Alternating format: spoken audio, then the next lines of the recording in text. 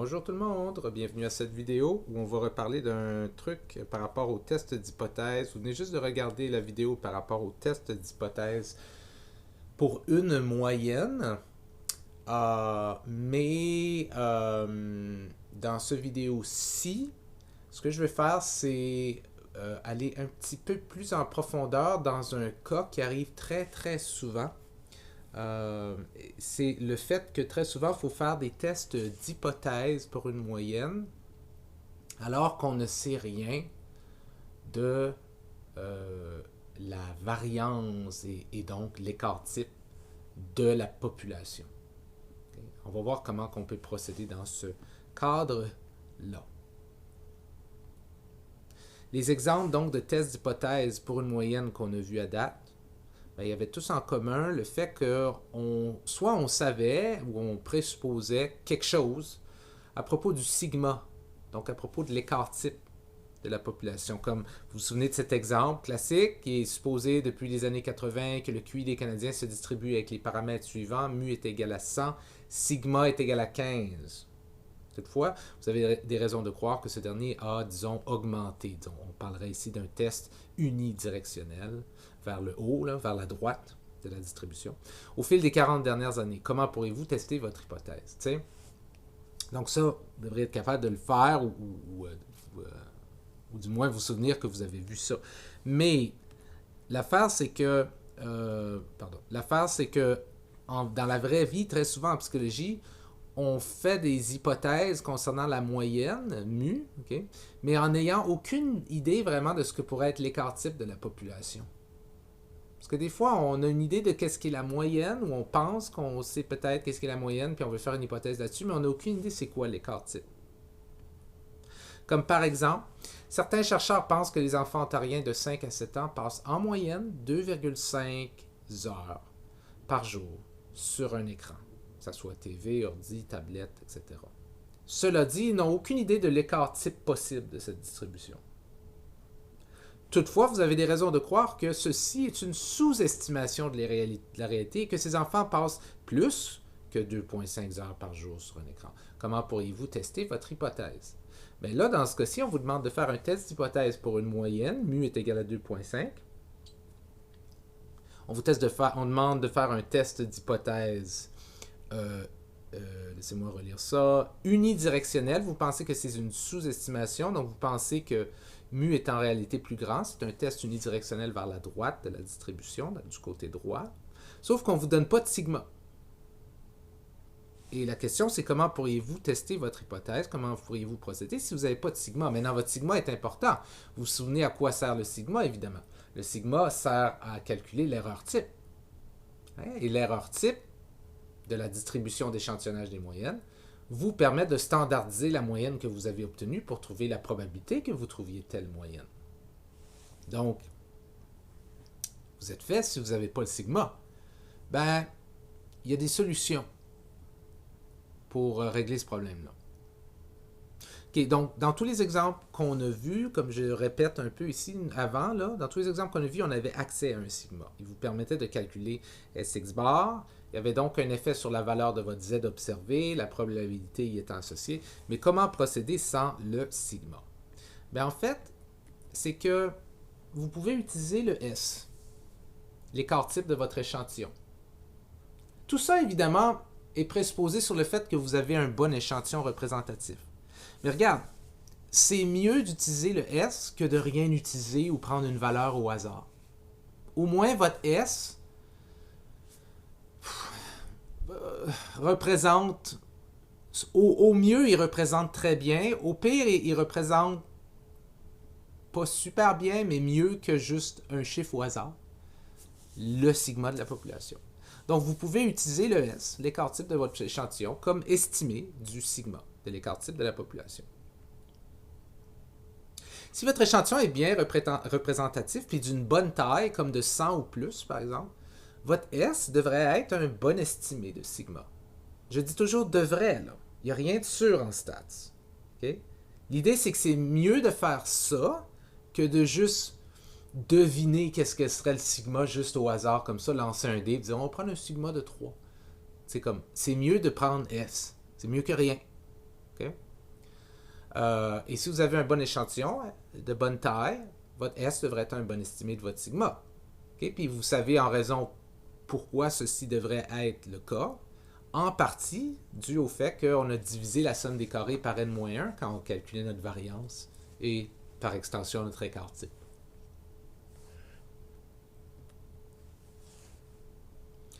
Mais une des choses qui est problématique, c'est quand des échantillons deviennent petits. Okay? Puis où exactement est la barre, c'est pas clair, mais disons, typiquement, on va dire si vos échantillons sont plus bas que 30. S'ils sont égaux à 30 ou plus bas que 30 là, de taille, là, les statisticiens nous renseignent que quand nos échantillons sont plus bas que 30, l'erreur type, l'erreur type qui peut être calculée avec leur S n'est pas une bonne représentation, est pas très représentative. Et qu'est-ce qu'on peut faire dans ce cas-ci? Ben, on n'a pas le choix. On va toujours utiliser leur écart type à ces petits échantillons-là. Ouais, c'est sûr. On va utiliser le S en remplaçant du sigma. Encore une fois, c'est mieux que rien. C'est mieux que juste au hasard. Mais ce qu'on va faire, c'est qu'on va calculer, on va corriger pour un potentiel problème du petit échantillon, du fait que ça donne une mauvaise estimation. Là. On va utiliser une autre table que la table des Z dans le calcul de probabilité. On va utiliser la table des T. La table des T plutôt que la table des Z. Et je vais vous montrer comment ça fonctionne. La table des T, c'est comme une table des Z, sauf qu'elle fait des corrections pour le fait que des petits échantillons biaisent un peu la distribution là, au niveau de la distribution d'échantillonnage des moyennes, au niveau de l'erreur type. Donc, c'est ça. Donc, ce que j'essaie de dire en fond, c'est que si vous n'avez pas votre sigma, pas de problème, vous pouvez utiliser le S à la place, puis en être relativement confiant que c'est un bon estimé de sigma si vous avez des gros échantillons. Mais si vous avez des petits échantillons, comme 30 ou moins, certaines personnes disent 100 ou moins. Peut-être qu'on peut dire 100 ou moins, mais définitivement 30 ou moins. Là, vous allez quand même utiliser S comme estimé de sigma, vous n'avez pas le choix, sauf que vous allez utiliser la table des T plutôt que la table des Z dans ce cas-ci. Alors que quand on avait un grand échantillon de 100, puis on utilisait son S comme estimé de sigma, on pourrait utiliser la table des Z. Okay. En passant, la table des T, je vais vous la montrer. Je vais juste vous laisser savoir tout de suite. J'avais pas le temps de refaire le PowerPoint, là, mais des fois dans le PowerPoint, là, je vais parler de T, puis je vais écrire T en T majuscule. Des fois, je vais l'écrire en T minuscule. C'est la même chose, OK? La même chose. C'est la lettre qui est importante, OK? Je sais qu'il y a une différence entre petit n et grand N. Là. Petit n, c'est le chiffre de l'échantillon. Grand N, c'est le chiffre de la population. Pour T, non. Okay? C'est juste moi qui est paresseux. Là. C'est la même chose pour Z en passant. Hein. Des fois, mon Z est comme petit. Des fois, il est majuscule. C'est la même chose. Okay? Donc, plus précisément, dans ce contexte-là, vous devez calculer un T observé et le comparer à un T critique. Voyez-vous, le T observé, T minuscule, le T critique, le T majuscule, c'est juste, c'est juste la paresse de moi-même. Là. Ça devrait être la même chose. En fait, je devrais tout mettre minuscule. Mais en tout cas, ça fait rien. Okay? Donc, tantôt, dans l'autre PowerPoint, vous calculiez un Z observé, puis vous le compariez à un Z critique. Okay? Vous vous souvenez de ça? Dans ce contexte-ci où vous n'avez pas accès à sigma et vous utilisez S, mais vous avez un grand échantillon, vous calculerez encore un Z critique, puis un Z observé, puis vous le comparerez à un Z critique. Puis on a déjà vu quoi à propos des Z critiques en passant? Que si notre alpha est 0.05, le Z critique est typiquement 1.645. Et si c'est unidirectionnel, et si c'est bidirectionnel, c'est 1.96, je crois. OK. Mais dans ce contexte-ci où on a plus petit que 30, là, 30 ou plus petit, là, où certaines personnes diraient moins que 100, disons, mais disons des petits échantillons, là, plus petits que 30 ou moins, disons, c'est définitivement un petit échantillon. Tu sais. On va pas calculer un Z critique, un Z observé, on va calculer un T observé. Puis on va pas le comparer à un Z critique, on va le comparer à un T critique. OK? Maintenant, il s'avère qu'un T observé, c'est exactement la même chose qu'un Z observé, on verra ça. Mais un T critique, c'est différent qu'un Z critique. Et la question, c'est comment, maintenant que je vais vous montrer, c'est comment est-ce qu'on va chercher notre T critique. Notre Z critique, évidemment, notre Z critique, on allait le chercher, ben, au tout début, on allait le chercher dans la table des Z. Au bout d'un moment, on a réalisé que, sais-tu quoi, si ton alpha est de 0.05, ton seuil de signification là, est à 0.05, ton Z critique, c'est toujours 1.645 en unidirectionnel, puis 1.96 en bidirectionnel. Puis ça peut être positif ou négatif, là, dépendant de quel base c'est. Pour un T critique, c'est différent toutefois. On ne va pas pouvoir toujours utiliser cette règle-là parce que le T critique dépend de la grosseur de l'échantillon, spécifiquement.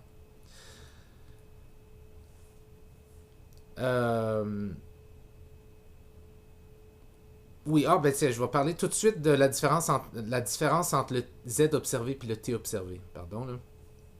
Je viens juste de vous dire que la différence entre le Z observé et le T observé, ben, il n'y en a pas. Mais c'est vrai. Techniquement, ben, il y en a une, mais je veux dire, c'est pas vrai, ça revient à pas une différence, dans le fond.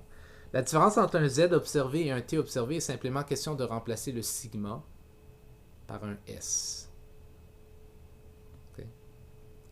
Donc, si ça, c'était un Z observé, si ça, c'est un Z observé, okay, la moyenne moins, ben, je veux dire, la moyenne de l'échantillon moins la moyenne de la distribution d'échantillonnage des moyennes sur ça, qui est égal à l'erreur type, right?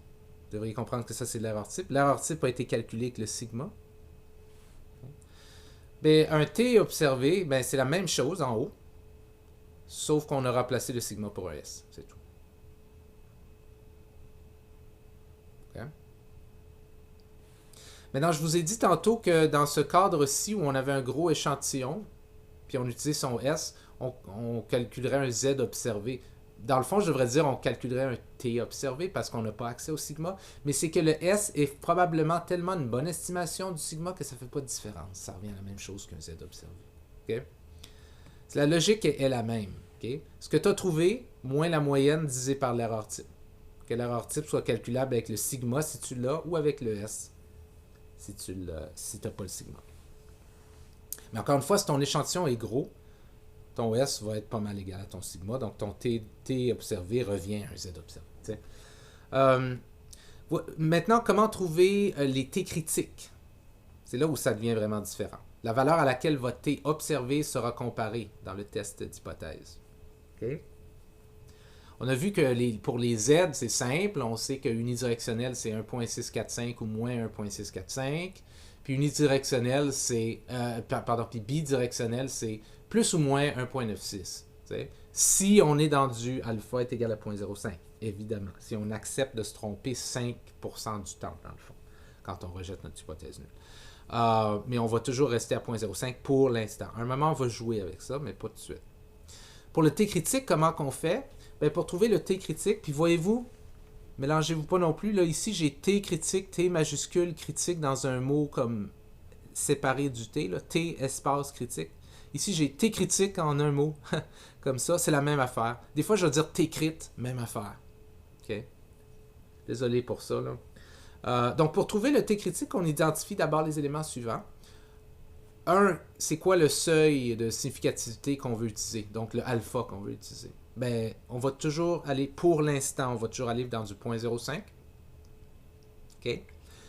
0.05. OK? Et de plus, est-ce qu'il s'agit d'un test unidirectionnel qu'on appelle one tail?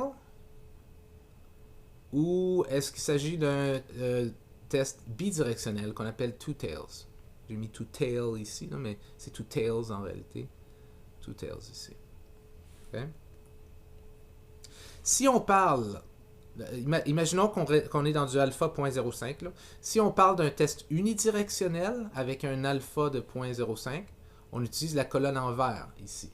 Pourquoi la colonne en vert? Parce que je vais dans du one tail à 0.05. Donc one tail 0.5, 0.25, 0.20, 0.15, 0.10, 0.05. One tail 0.05. OK? Si on parle d'un test bidirectionnel avec un alpha de 0.05, j'utilise la colonne en rouge parce que bidirectionnel c'est du two-tail. Donc je m'en vais dans du two-tail. Il faut que j'aille dans du two-tail 0.05. Où est ma flèche? Blablabla. Two-tail 1, two-tail 0.5, 0.40, 0.30, 0.20, 0.10, 0.05.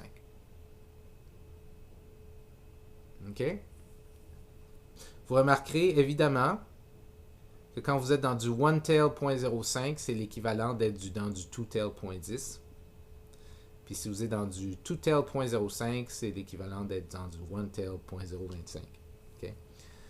C'est pas surprenant, évidemment. Mais ça vous donne toujours pas votre T critique. Ça vous dit juste dans quelle colonne regarder. Si vous êtes dans du alpha 0.05 unidirectionnel, c'est celle-ci. Si vous êtes dans du alpha 0.05 bidirectionnel, c'est celle-là. Mais ça ne vous dit toujours pas quelle valeur dans ces colonnes-là. La valeur dépend du degré de liberté. En anglais, degrees of freedom, c'est DF. Okay? Je vais essayer de rester avec DF là, pour les autres PowerPoint, mais des fois que ça se peut que je parle de DL, c'est la même affaire. Okay? DL, c'est degré de liberté. DF, degrees of freedom, la même chose. Degrees of freedom, qu'est-ce que c'est les degrés de liberté? C'est égal à la taille de l'échantillon moins 1. Donc, par exemple, si votre échantillon est de 25, vos degrés de liberté sont 25 moins 1 égale 24. Okay. Donc, on va prendre tout ça pour mettre tout ça ensemble. Par exemple, donc si vous faites un test unidirectionnel, OK, on va tout dire, l'alpha est tout le temps égal à 0.05, OK? On accepte de se tromper 5 fois sur 5% du temps, okay? Si on rejette notre hypothèse nulle. Right? Donc, si vous faites un test unidirectionnel en utilisant un échantillon de 30 individus, quel serait votre T critique? Mettez-le sur pause puis essayez de le trouver. Je suis con, je vous demande ça, la réponse est ici. Peu importe. OK, la réponse est ici. 1.699. Comment j'ai fait ça? Ben, je suis dans du unidirectionnel, donc one tail, 0.05. So, one tail, 0.05. Degré de liberté, 30, moins 1, 29. J'ai perdu ma petite flèche. OK. 30 moins 1, 29. Donc, je m'en vais à 29. Ici, 29. Dans cette colonne-ci, one tail, 0.05. 1.699 est mon T critique. Autre exemple, pour un test d'hypothèse bidirectionnel, donc attention, je vais être dans du two-tail 0.05, donc ici, two-tail 0.05, celle-ci. Si j'ai un échantillon de 15 personnes, ben je vais dans des degrés de liberté 14, c'est ici, 14, degrés de liberté 14, donc je viens ici, 2.145 est mon T critique.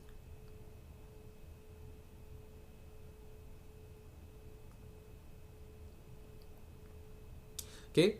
Puis, juste pour le fun, c'est moi qui ai du fun ici, évidemment. Imaginons que je voulais utiliser un alpha qui est plus strict, plus petit. Comme un alpha de 0.01. OK? Ça veut dire que je vais juste rejeter l'hypothèse nulle si la probabilité de trouver ma moyenne est de 1% ou moins. OK? Comparativement à 5% ou moins. Si j'utilisais un alpha de 0.01 dans un test d'hypothèse unidirectionnel, avec un échantillon de 20 personnes, okay, ça me donnerait un T critique de 2.539. Parce que je serais dans du one tail unidirectionnel, 0.01. 20 personnes, ça donne 19 de degrés de liberté. Donc ça me donnerait 2.539. Mais si je faisais la même chose, mais pour un test bidirectionnel, je serais ici, dans du two-tail 0.01, avec 19 degrés de liberté, qui me donnerait 2.861. Juste pour vous donner une idée. Encore une fois, quelle serait la différence entre un alpha de 0.05 puis un alpha de 0.01? C'est qu'un alpha de 0.05, je décide que la moyenne que j'ai obtenue Si elle a moins de 5% de chance d'arriver au hasard ou moins, je décide que je rejette l'hypothèse nulle. Un alpha de 0.01, ça voudrait dire que je rejette l'hypothèse nulle, mais uniquement si la moyenne que j'ai obtenue a 1% de chance ou moins d'arriver. Pourquoi est-ce qu'on utiliserait ça? Il y a des domaines où est-ce qu'on utilise ça, comme par exemple en médecine. En médecine, parfois, les recherches, si on se trompe dans les conclusions de nos recherches, ça peut avoir des effets très importants sur la santé des gens.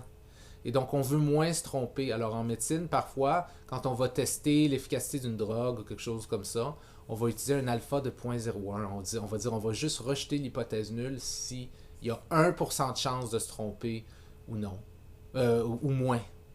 Parce que 5% de chance, c'est trop de risques. Trop de risques de se tromper quand on a la vie de patiente les mains, par exemple. Mais en tout cas, nous, on reste à 0.05 pour l'instant. Okay?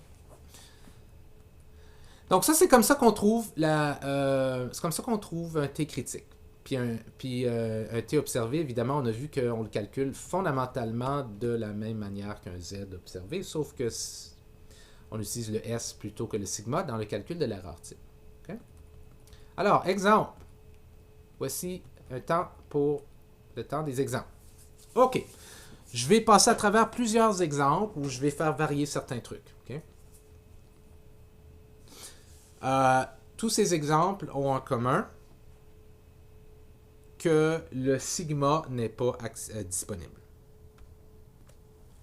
Premier exemple. Certains chercheurs pensent que les enfants ontariens de 5 à 7 ans passent en moyenne 2,5 heures par jour sur un écran, que ce soit la télé, l'ordinateur, la tablette, etc. Toutefois, vous avez des raisons de croire que ceci est une sous-estimation de la réalité et que ces enfants passent plus que 2,5 heures par jour sur un écran. Comment pourriez-vous tester votre hypothèse? Alors, vous savez tout de suite que les paramètres proposés pour ce test d'hypothèse sont mu est égal à 2,5. Okay? Et le sigma est inconnu. Et on parlerait ici, vous savez tout de suite aussi, qu'on parle donc d'un test d'hypothèse unidirectionnel et qui va aller vers la droite, parce que vous pensez que c'est plus que. OK, quelles sont vos hypothèses? Première étape, écrivez les deux hypothèses en compétition. L'hypothèse nulle, évidemment, et l'hypothèse alternative. Donc, l'hypothèse alternative, c'est ce que vous croyez. Vous croyez que sigma est plus grand que 2,5. Ah, je vois tout de suite une petite erreur ici. Attendez, je vais le corriger. Bon, voilà. J'espère que j'ai tout corrigé. Je fais beaucoup de copy-paste pour répéter mes exemples, fait que ça se peut que des fois il y ait des erreurs. Là. Si vous en voyez, laissez-moi le savoir en passant. Donc, votre hypothèse alternative, ce que vous croyez, bref, c'est que mu est en réalité plus grand que 2,5. Donc, HA. Je sais, là, en passant que je suis conscient là, que ici, je présente HA puis HO en deuxième, puis ici, je présente HO puis HA. Je suis conscient de ça. J'aime ça le faire comme ça parce que pour moi, c'est plus facile de dire l'hypothèse nulle une fois que tu as dit l'hypothèse alternative. L'hypothèse alternative, c'est ce que tu penses. L'hypothèse nulle, c'est l'inverse de ce que tu penses. Mais quand je l'écris ici, je mets la nulle en premier. Je ne sais pas pourquoi, c'est juste comme ça que je fonctionne. Laissez-vous pas mélanger par ça, évidemment. Là. Donc, l'hypothèse alternative, ce que vous croyez, c'est que mu est plus grand que 2,5. Et ça fit ici. Là. Je l'ai mis ici. L'hypothèse nulle, c'est l'inverse de ça. Donc, que mu est plus petit ou égal à 2,5. Okay, hypothèse nulle. Évidemment, comme je vous dis toujours, on focus vraiment sur le égal à. OK? On focus vraiment sur le égal à. Parce que si... je vais laisser ça pour l'instant. Comme ça pour l'instant. Évidemment, je vais devoir changer ma petite correction que j'ai faite. Il va falloir que je la fasse partout. Fait que donnez-moi une seconde. Voilà. Bon, je vais espérer qu'il n'y a pas d'erreur. Il n'y en a pas plus. Donc, le texte ici est exactement le même. Là. Alors, comment est-ce qu'on fera? On a nos deux hypothèses ici. On a notre paramètre, on a notre mu, mais on n'a pas notre sigma. Première chose, ça serait de prendre un échantillon d'enfants, ontariens de 5 à 7 ans, et obtenir le nombre moyen d'heures passées à un écran par jour. Ce serait notre X bar. Imaginons qu'on vous prenait un échantillon de 200 enfants. N est égal à 200. Et que vous obtenez X bar de 3. Et dans ce cas-ci, on aurait besoin du S. L'autre fois, on ne l'utilisait pas parce qu'on n'avait pas besoin, on avait du sigma, mais là, on aurait besoin du S. Le S est 0,78.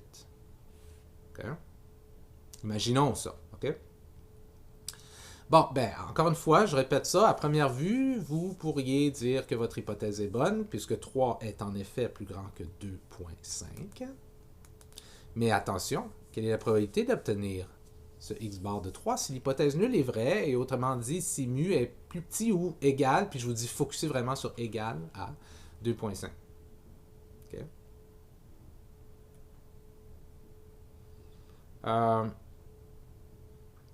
Mes animations sont un peu weird, là, mais en tout cas. Étape 3, on rejette, pas on rejette, on choisit le alpha de 0,05, 5%. Okay. Donc, on sait que notre Z critique pour la zone de rejet est de 1,645 parce que c'est un test unidirectionnel à 5%. Okay.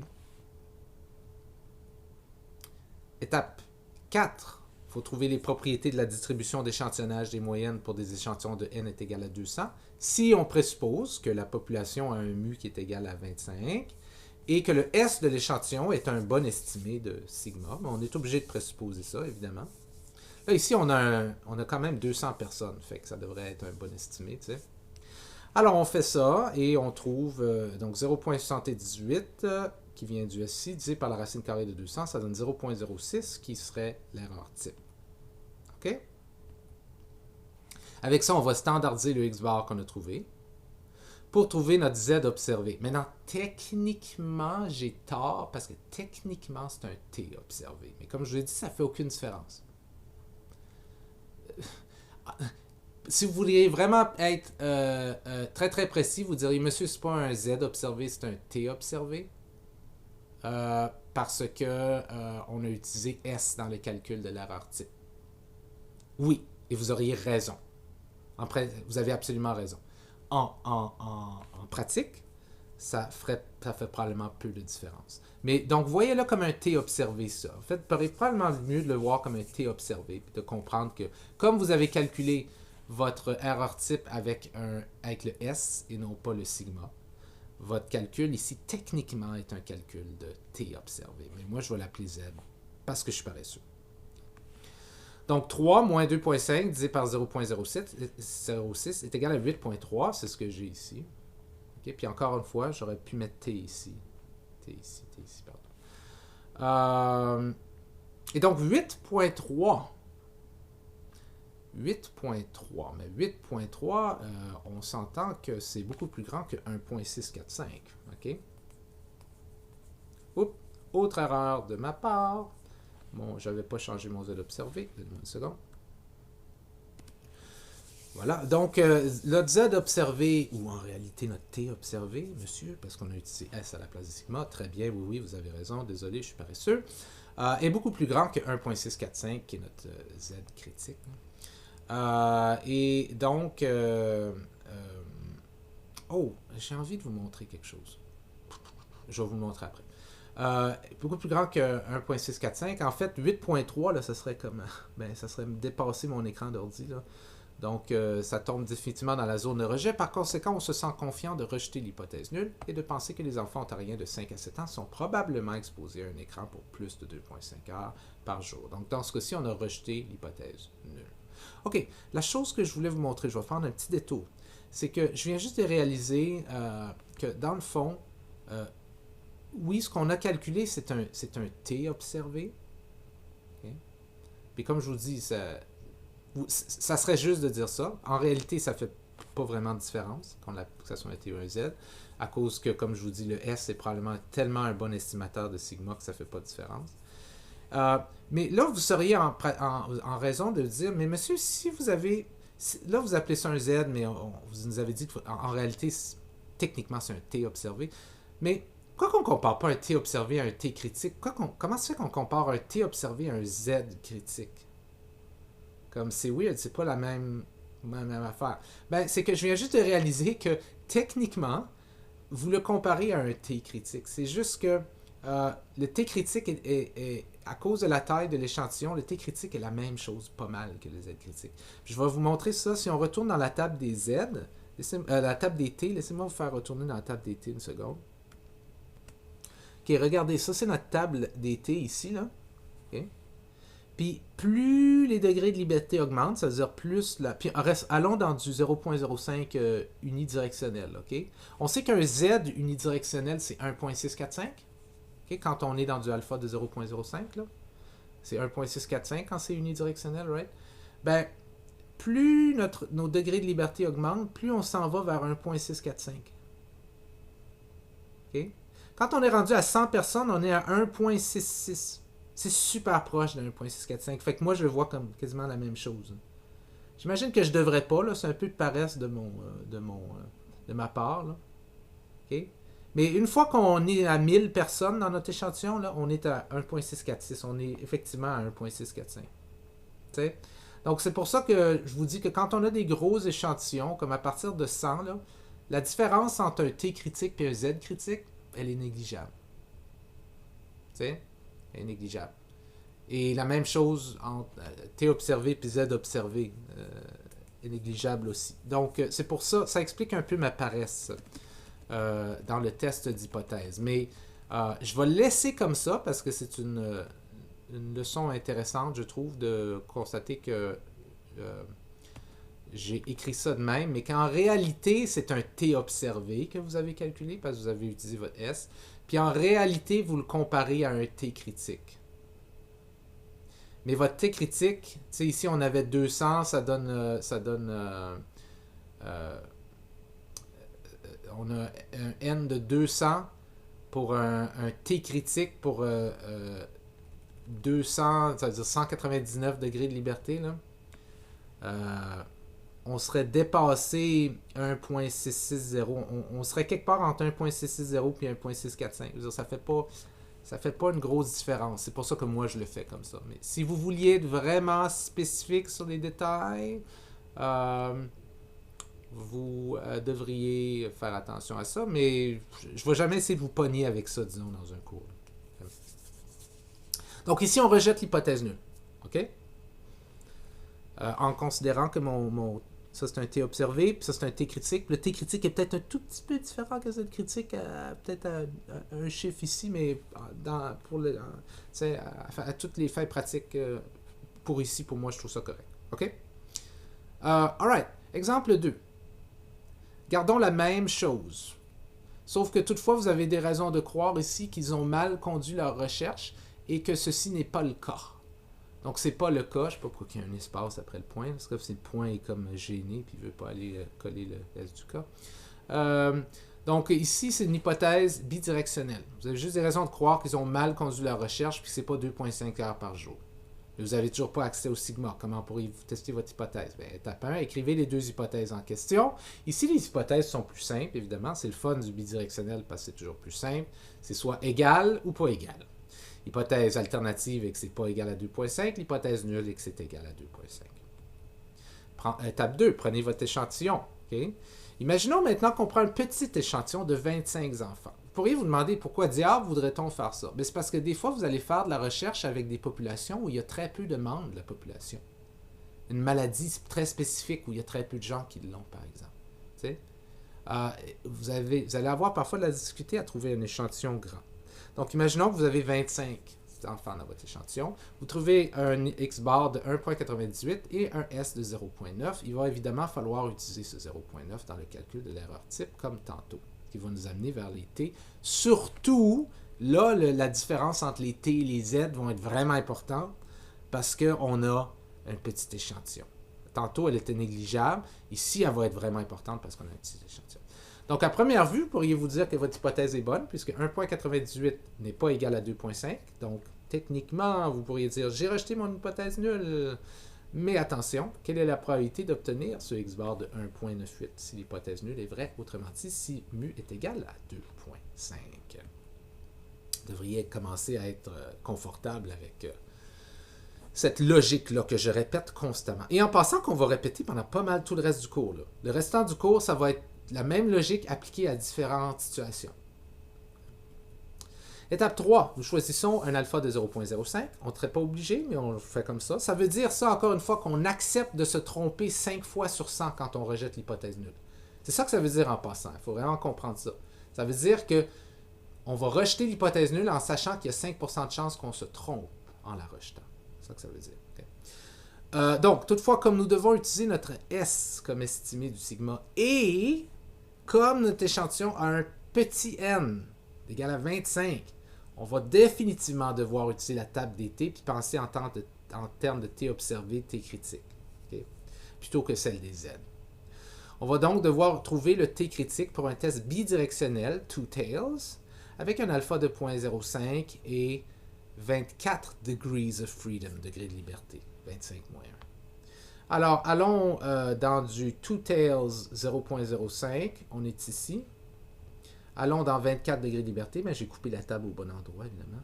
2.064. Maintenant, comme c'est du bidirectionnel, notre T critique est plus ou moins 2.064. 2.064 à droite, puis moins 2.064 à gauche, parce que c'est bidirectionnel. Okay? Trouvons maintenant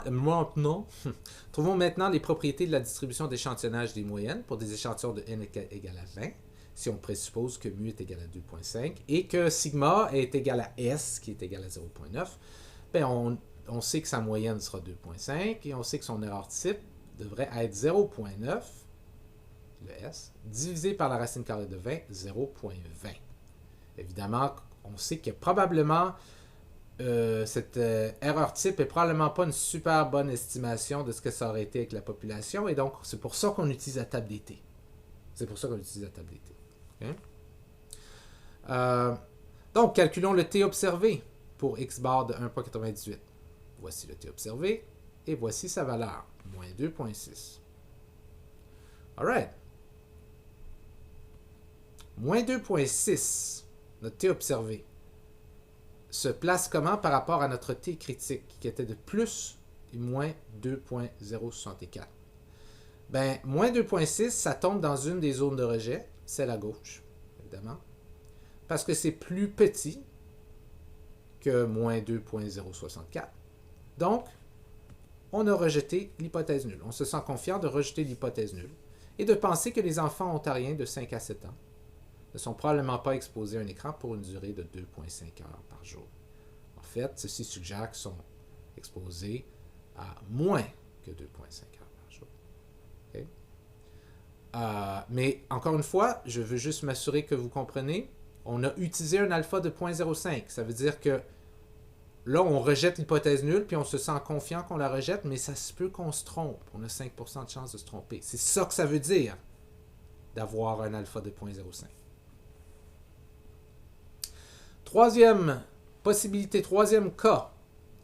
Même scénario, sauf que vous avez des raisons de croire que ceci n'est pas le cas et qu'en réalité, ces enfants consomment moins de 2,5 heures par jour sur un écran. Donc là, vous faites une hypothèse unidirectionnelle vers la gauche, vers le bas.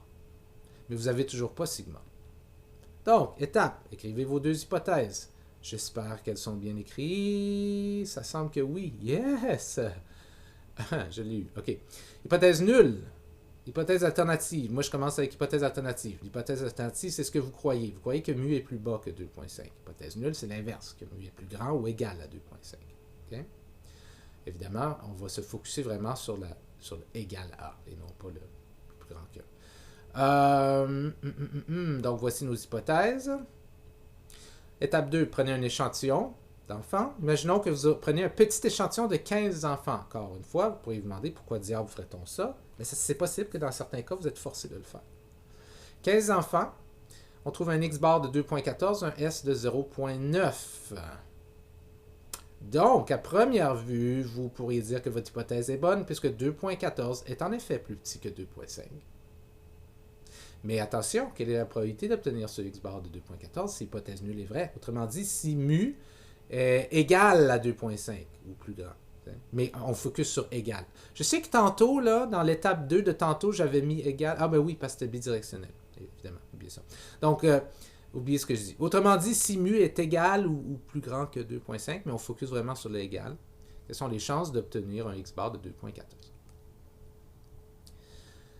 2.14? On utilise un alpha de 0.05, ça veut dire qu'on va accepter de se tromper 5 fois sur 100. On va accepter d'avoir 5% de chance de se tromper dans la décision qu'on va prendre si on décide de rejeter. Donc, ça arrive qu'on rejette l'hypothèse nulle, on va accepter qu'il y a 5% de chances qu'on se trompe. Donc, 0.05. Il faut trouver notre T critique. Bon, ben on est dans du unidirectionnel vers la gauche, mais c'est pas important. Ça fait juste le fait que c'est vers la gauche, ça fait juste nous dire que notre T critique va être négatif. Ça va être moins quelque chose. Mais on est dans du 0.05 unidirectionnel, one tail 0.05 ici. Et on est dans 14 degrés de liberté parce qu'il y a 15 personnes dans l'échantillon.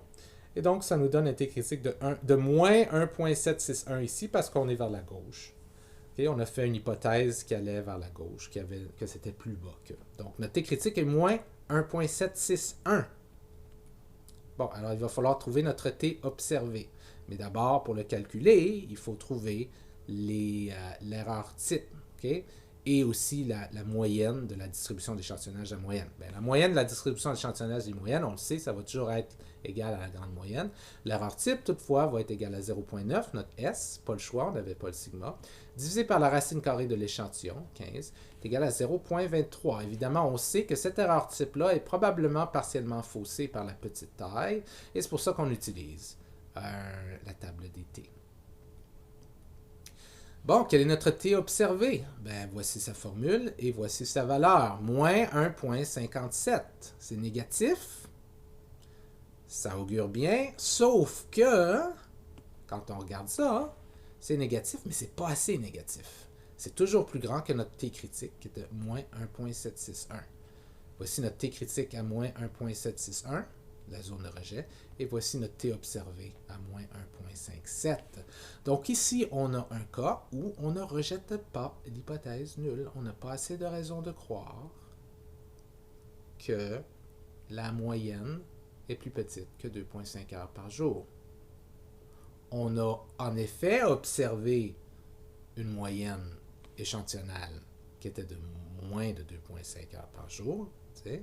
En fait, qu'est-ce qu'on avait observé? 2.14. Hein? Sauf que, on se dit qu'il y a plus que 5% de chance de trouver une telle moyenne si l'hypothèse nulle est en effet vraie. Et donc, on se dit, trop de chances de se tromper. Nous, on accepte juste s'il y a 5% de chance de se tromper ou moins. Et donc, on ne rejette pas l'hypothèse nulle. Et à ma connaissance, c'est mon dernier exemple. Oui, c'est ça. Donc ça, c'est 3 exemples où vous n'avez pas accès à sigma et vous devez utiliser le S à la place. C'est weird de parler sur un écran noir. Je vais mettre ça ici. 3 exemples où vous n'avez pas sigma, mais vous devez utiliser S à la place. Dans le premier exemple, votre N était tellement grand que la différence que le S était probablement un très bon estimé de sigma, puis il ne fallait pas vraiment s'en faire, on n'avait pas vraiment besoin d'utiliser la table des T. Okay. Bien qu'on a vu que si on voulait être extrêmement précis, on aurait dû le faire, utiliser la table des T, mais on a vu que ça faisait tellement peu de différence, c'était juste comme 2 ou 3 chiffres après la virgule que ça faisait une différence. Ça.